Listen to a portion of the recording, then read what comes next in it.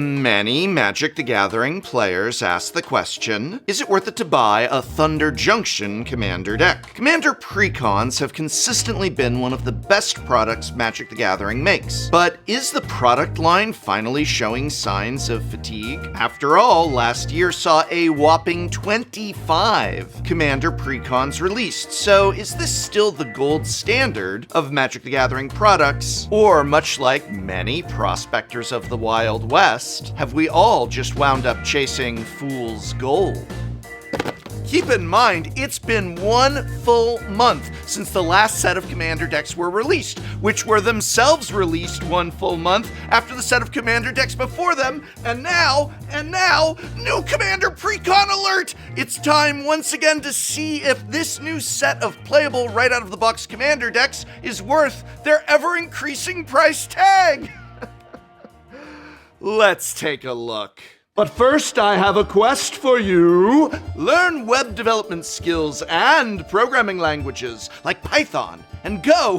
What's the matter? I thought you were a glory seeker. What better glory than job skills? Huh? You don't think you can learn programming languages? Yes, you can. You know all the different names and types of every Pokemon, right? And you know what every single character in Stardew Valley loves, right? So why don't you know things like Python and Go? All you need is a game that you can play and learn those skills through playing it, and that is today's sponsor, boot.dev. Boot.dev is a learning platform designed to teach you back-end web development from start to finish in the Python and Go programming languages. Boot.dev makes learning to code engaging and fun because it feels like playing a role-playing game. This is how you do it. You'll learn XP, level up, and complete quests by completing real programming tasks and real programming projects. The developers of Boot.dev strongly believe in preparing their students for a sustainable career in coding. Each lesson goes deep on the fundamentals you need to know to be ready for your job search. Each boot.dev lesson is also viewable for free in guest mode so that you can try before you buy. So if you're looking for a quest that can help you learn valuable skills and maybe even level up your career, seek out boot.dev.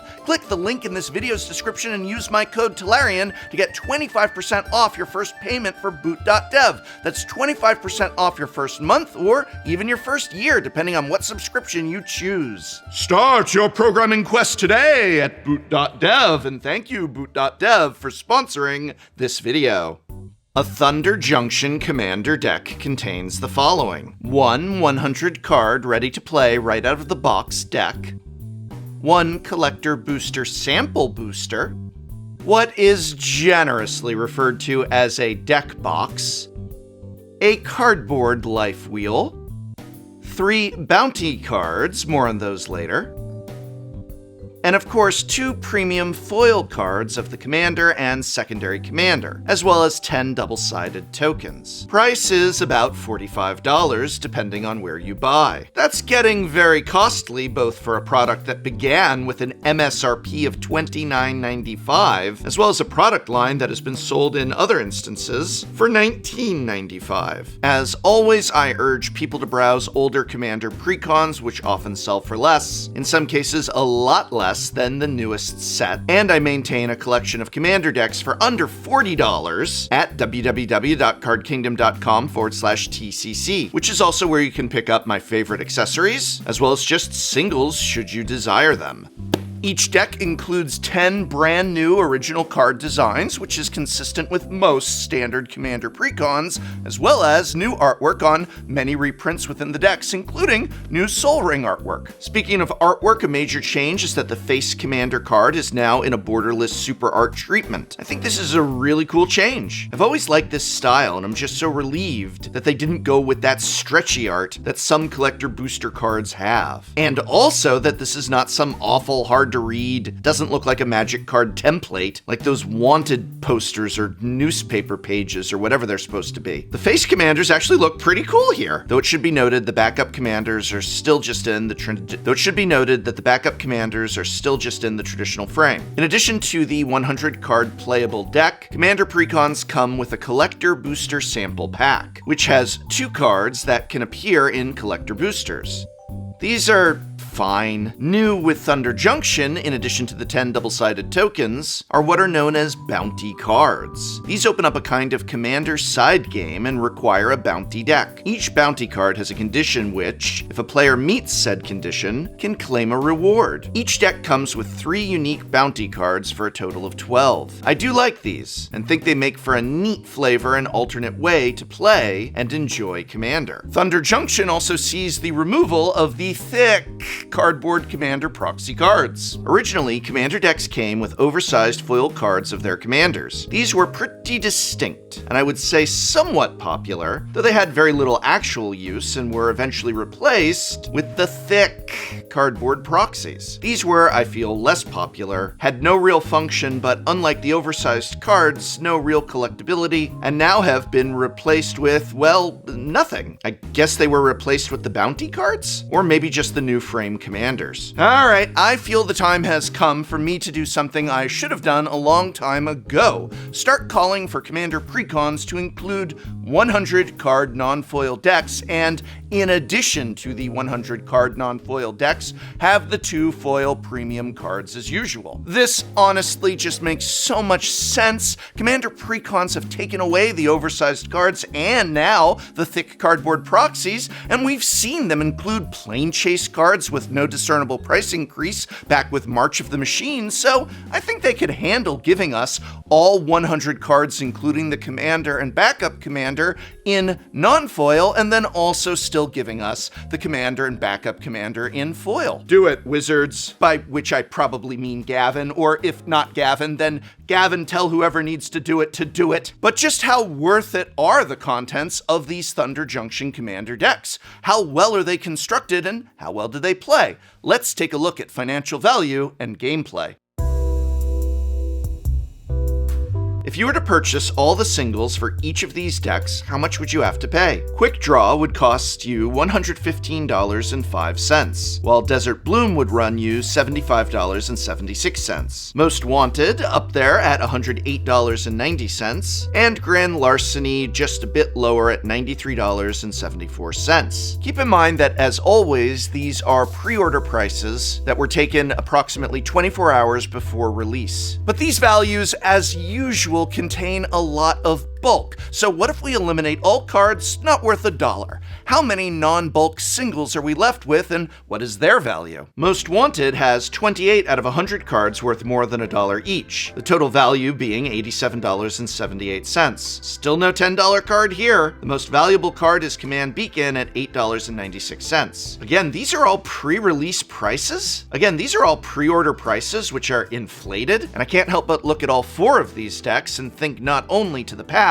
and the big splashy reprints that we had been getting in Commander Precons, as well as thinking to the future and just how far these prices are going to tank as soon as decks hit shelves. In terms of gameplay, Most Wanted is a Mardu tokens deck that looks to deal damage with outlaws and make treasures. Cards like Massacre Girl and Nighthawk Scavenger are solid cards in their own right, but critically are also outlaws, letting them trigger the commander, Olivia's ability, and also benefiting from Outlaw Matters effects like Back in Town and Discreet Retreat. The goal here is to quickly pull ahead of your opponents with treasure payoffs, but I feel that too is a little lacking here, though it does have some good cards like Reign of Riches and Academy Manufacturer. And it's really too bad that they didn't reprint Say It With Me Now, Dockside Extortionist, or God forbid, a Smothering Tithe. And in my testing with this deck, I found that it very quickly devolves into a turn creatures sideways, more so than any interesting new treasure synergy or crime matters deck. Olivia, Opulent Outlaw, turns your outlaw combat into treasure generation, and treasures into power for your entire board. But outside of her, there just isn't much connecting the outlaw and treasure themes of this deck. Honestly, I think that Vihan, Goldwaker, is way more interesting in terms of commander, as it has the ability to turn your treasures into 3/3s with vigilance and haste at combat on your turn, which I just love that. But again, it doesn't do much within the deck as it stands, and really needs to be built around, either by you or more preferably in the past by Wizards of the Coast. Sadly, they did not, and so I feel this deck doesn't quite get there. Desert Bloom only has 20 out of 100 cards worth more than $1 each, and the total value to buy all these singles is only $60.64. What's more, there's nothing too impressive here. The most valuable card in the deck is Ancient Green Warden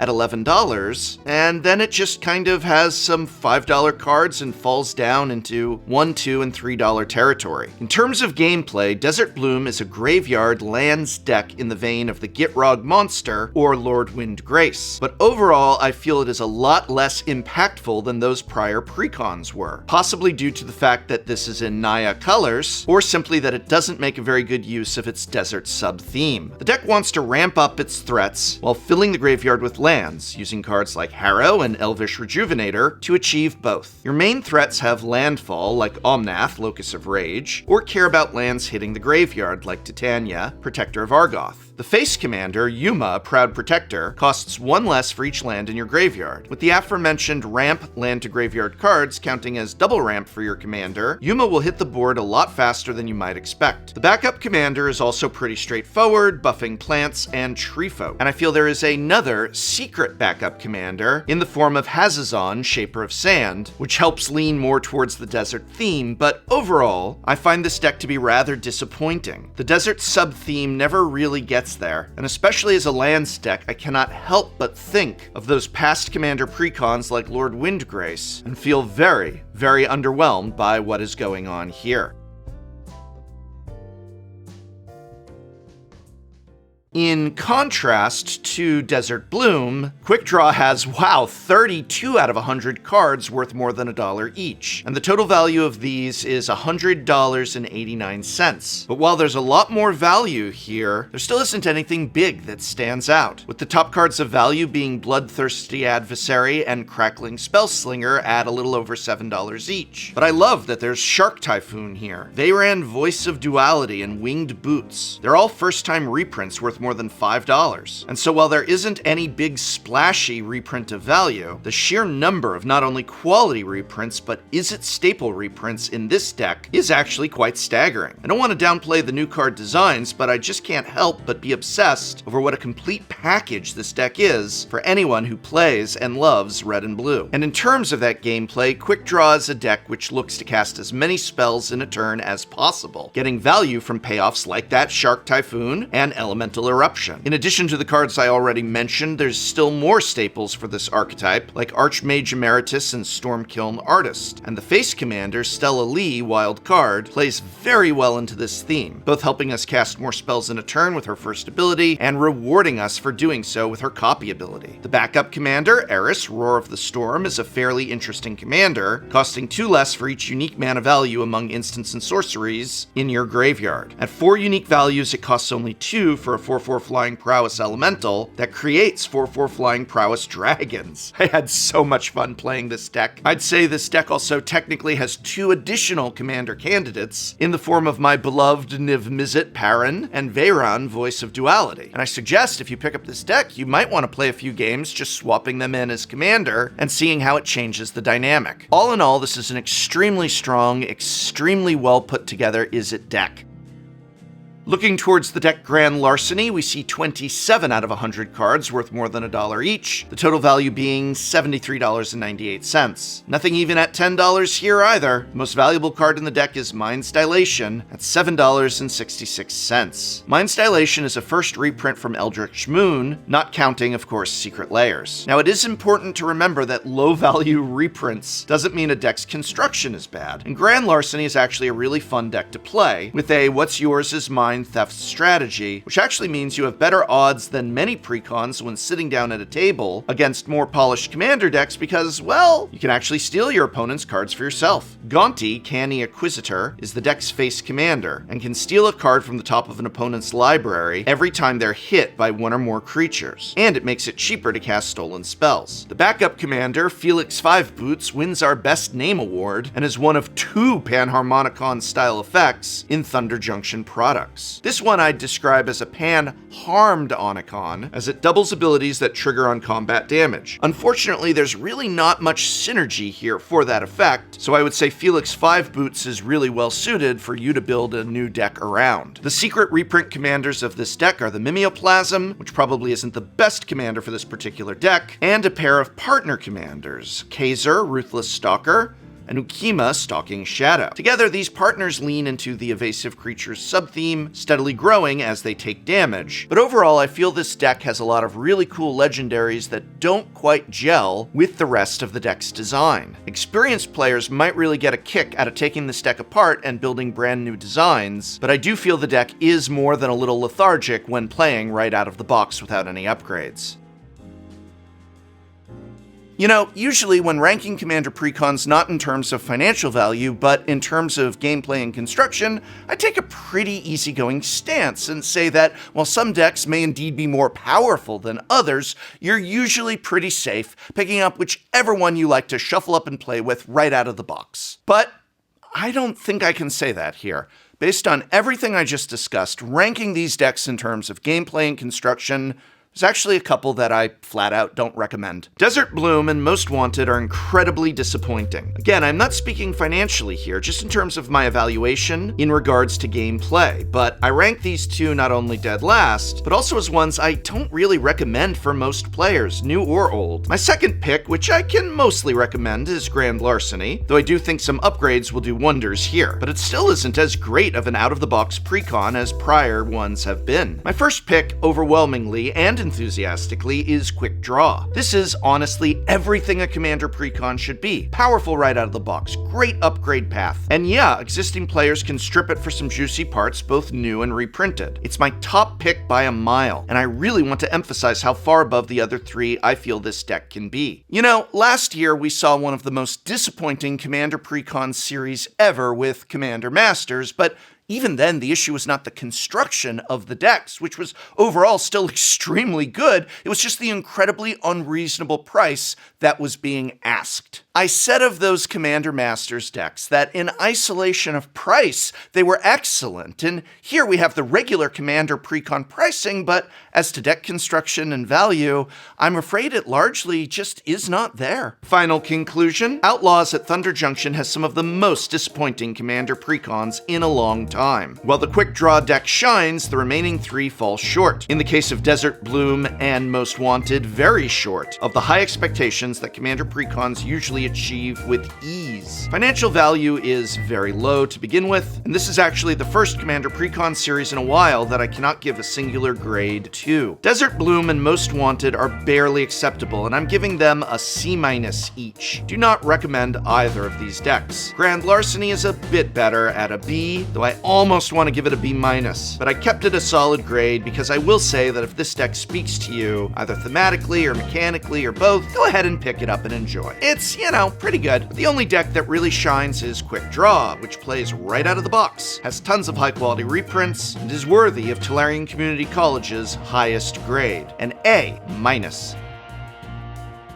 Ultimately, with the exception of the Quick Draw deck, I find the Thunder Junction Commander precons extremely lacking, and I'm going to say disappointing. And before anyone claims that those feelings might have something to do with my own fatigue of how many Magic the Gathering products are coming out, I'll point to the fact that just a few months ago, when we had the Lost Caverns of Ixalan Commander decks, those were some of the best precons ever made, and I said so then, and I'll say so now. But even in addition to that, the Fallout precons, the Doctor Who precons, heck, even the Markov Manor ones were all really high-quality Commander precons, and they hit every mark. So my disappointment in Thunder Junction is in no way based on me just feeling fatigued by the many Magic the Gathering products, although I do feel fatigued by them, but I really see this as a miss. So what happened here? As always, browse your local game store for discounted prices on old Commander precons, or heck, if your local game store still has Lost Caverns of Ixalan and or Markov Manor decks at the same price as Thunder Junction,